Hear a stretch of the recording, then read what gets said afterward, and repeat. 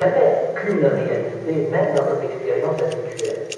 Prenez en peinture une œuvre comme celle de Chiseri, qui montre une mise au tombeau, je dirais presque photographique, en donnant à ce terme le sens légèrement péjoratif.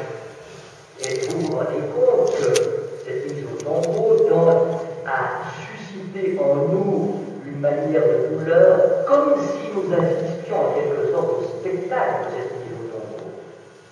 En revanche, un Raphaël va lui donner une solennité, une grandeur, quelque chose de majestueux, comme si la mise au tombeau, au lieu d'être un spectacle pathétique, était un cérémonial. Par exemple, vous avez encore une œuvre d'un primitif du XIIIe siècle qui est déconcertante au premier abord, puisque les personnages n'ont aucun relief et que les anges apparaissent un peu à la façon de cycles sur un fond d'or.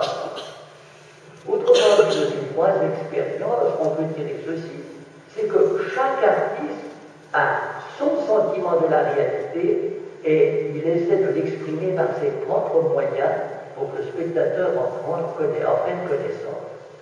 Ainsi encore, aujourd'hui, le rôle ici déconcertant de l'œuvre d'un Picasso, quand on compare une femme de Picasso à une femme telle qu'on la rencontre, on se dit bien sûr qu'il se moque du monde, encore aujourd'hui on se rend bien compte de l'importance de cet artiste, mais c'est qu'il essaie d'exprimer quelque chose de l'angoisse même dans laquelle nous nous trouvons, qui répond d'ailleurs à certaines expressions familières. J'ai la tête ailleurs, je suis sans dessus-dessous. Mais généralement, on ne fait pas du tout attention au langage que nous utilisons. Et c'est là, dans notre langage, que nous pouvons vérifier qu'il y a toujours plusieurs réalités.